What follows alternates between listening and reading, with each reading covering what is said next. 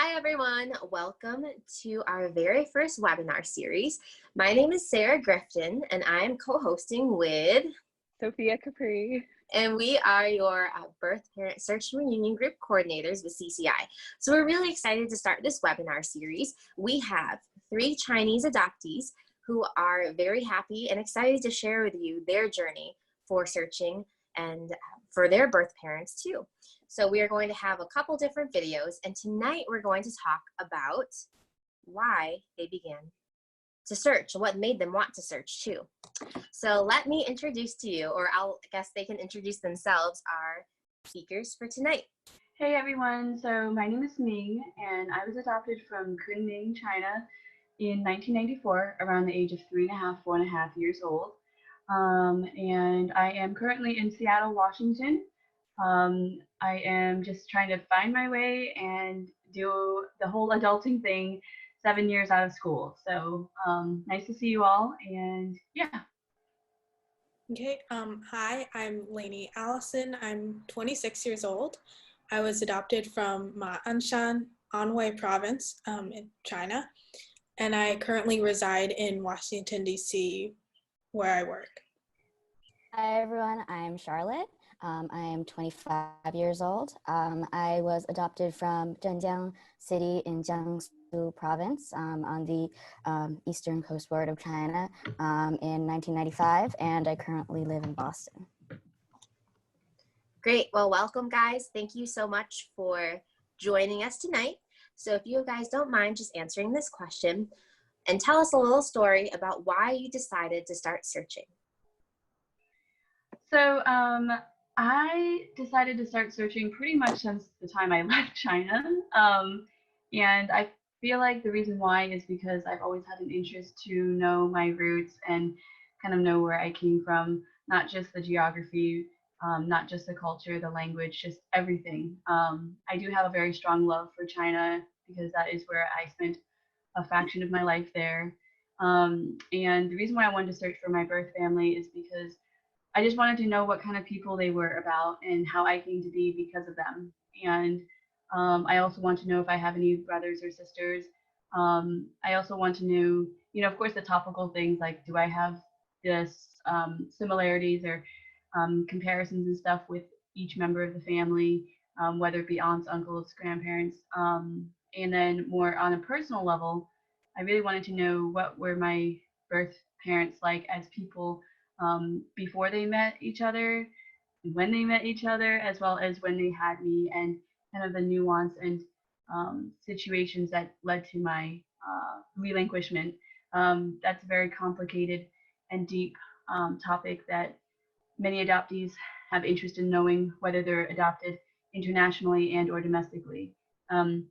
And I just want to also be able to face my fears of the unknown, because I want them to know that I have turned out fine and that they can be happy and proud of me for how much I've accomplished in my life, and that I wouldn't want them to feel too much shame for their decisions, because some decisions maybe were out of their control, but I would want them to hopefully feel a sense of relief that, at the time they did what they could do with what they had. And I can't be fully angry at them for that, because again, circumstances are circumstances. So I'd want them to know that they can feel relief and happiness, that I still want them in my life, even if at the time they couldn't and didn't maybe want me in their life. So that is the reason why I want to search and am still searching. Okay, should I go? Okay, so my journey, the birth parent search kind of journey, first began when I was 15. And that's when I really went through a grieving process for being adopted and struggling with that. I grew up in Dallas, Texas, loving single mom, and I wasn't really interested in China. I mean, I knew about it. I had some interest, but I was busy being a kid and growing up. So it wasn't until I was 15, saw a movie in geography class about the Chinese adoptions and the one-child policy. And I've always known about it. I've always known there has been a gender bias and gender preference. And someone made a very rude comment to me regarding that really woke me up. I mean, I always knew about it, but it really woke me up to the fact of why they possibly gave me up. And then I went through a whole grieving process and a whole year of struggling. And then I came to realize, with the help of some adoptees in my adoption group, like one of them mentioned to me that no parent like just gives up a child. So it changed my view on adoption from abandonment to relinquishment, which I much prefer. And then with the support of my mom, I'm very lucky to have a very supportive mom. I began my search. And similar to what Ming has already stated, I think it's really important for me to want to know who they are as people. I'd like to know the circumstances for why they gave me up. I don't want them to feel burdened by it anymore. Like I have lived, and I've been given so many wonderful opportunities. I have a loving family, so I'd like them to know that. I would love to know how many siblings I have, as through my searching process, I believe I at least have 2 siblings minimum, one older and one younger. So that's what's important to me after that year, is learning who they are and connecting with them as people and possible siblings.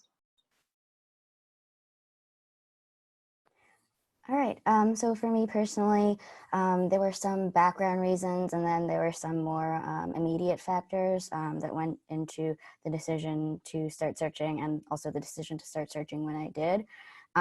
So for the background reasons, I guess I was always kind of curious about this kind of, blank or missing piece of my story that was always at the beginning. And I was, of course, sort of curious, a little bit similar to Laney and Laney and Ming were talking about, kind of like who were these people that were my biological parents, and what did they look like? Did I have any siblings? Did I look like them? Did I share features with them? I was also curious about what about the circumstances surrounding why I was given up and how I ended up at the orphanage. And then also I was just, I wanted to know that they were doing okay these days, and sort of wanted them to know that I was doing okay. So those are some curiosities that always were present for me. And then the other thing that I was really lucky to have a really supportive, my parents were really supportive. So my mom actually is an adoptee herself, domestically from Massachusetts, and I had always known that she had searched for her biological parents when she was around 20 to 21, 22, which was actually around the age that I searched. So that I think that, and she actually, she found through the records and through phone books and different processes, she was able to reunite with her biological father, had unfortunately passed away already, but her biological mother, she was able to reunite with her. So I always had that story in the back of my mind that maybe it was possible to be able to search, and I also knew that my mom would understand that any desire to search was not a reflection of any of love or any sort of a qualifier from the relationship that I have now with my family. So I think that was an important thing that allowed me to be able to feel comfortable to start the search. And then the more immediate reason for my search was that I had been granted a scholarship to study in Taiwan for a fall semester. So I had the plane tickets to Asia, and I guess I thought, well, I guess now is as good a time as any. And I didn't know when I would be heading back to Asia anytime soon. So I thought that would be a good time to start.